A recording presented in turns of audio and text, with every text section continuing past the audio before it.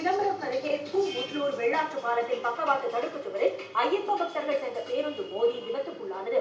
இதில் திருவண்ணாமலை மாவட்டத்தைச் சேர்ந்த 18 பேர் படுகாயமடைந்தனர். மோதிய வேகத்தில் முன்பக்க அச்சு முறிந்ததால் அந்தரத்தில் தொங்கிய பேருந்தை தீயணைப்புத் துறையினர் கிரேன் மூலம் விட்டனர். பெரியார் அணையிலிருந்து நீர்வரத்து அதிகரித்திருப்பதை அடுத்து வைகை அணையின் நீர்மட்டம் உயர்ந்து வருகிறது. 71 அடி உயரமுள்ள அணையின் நீர்மட்டம் தற்போது 62 அடியாக உள்ள நிலையில் வைகை பாசன விவசாயிகள் மகிழ்ச்சி அடைந்துள்ளனர். இசையமைப்பாளர் இளையராஜா பெயர் மற்றும் புகைப்படத்தை பயன்படுத்த வணிக ரீதியிலான பெரு நிறுவனங்களுக்கு மட்டுமே தடை விதிக்கப்பட்டுள்ளதாக அவரது வழக்கறிஞர் திரு சரவணன் தெரிவித்துள்ளார்.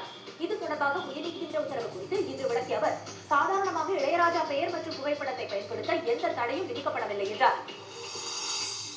உக்ரைன் அதிபர் ஜெலன்ஸ்கியின் தலைமை உதவி அதிகாரி ஆண்ட்ரி யெர்மாக் அலுவலகத்தில் ஊழல் தடுப்புத்துறை அதிகாரிகள் இன்று அதிரடி சோதனை நடத்தினர்.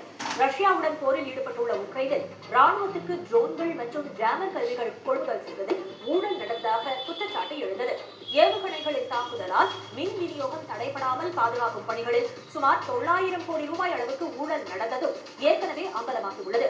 இந்த புகார்கள் தொடர்பாக ஊழல் தடுப்புக்கான இரு அமைப்புகள் தீவிர விசாரணை நடத்தி வருகின்றன.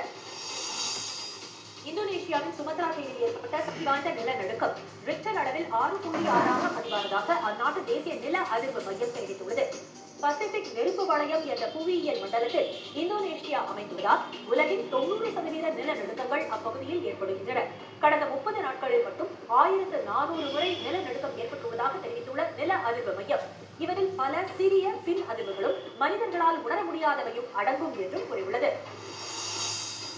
இன்றைய வர்த்தக முடிவில் மும்பை பங்குச்சந்தை குறியீட்டு எண் சென்செக்ஸ் 14 புள்ளிகள் குறைந்து 85,707 புள்ளிகளாக இருந்தது. தேசிய பங்குச்சந்தை குறியீட்டு எண் 13 புள்ளிகள் சரிந்து 26,703 புள்ளிகளாக நிறைவடைந்தது. சென்னையிலிருந்து ஆபரண தங்கத்தின் விலை சவரனுக்கு 560 ரூபாய் உயர்ந்து ஒரு சவரன் 94,720 ரூபாயாகவும் ஒரு கிராம் 11,840 ரூபாயாகவும் உள்ளது. வெள்ளி விலை கிராமுக்கு 3 ரூபாய் உயர்ந்து ஒரு கிராம் 183 ரூபாயாக உள்ளது.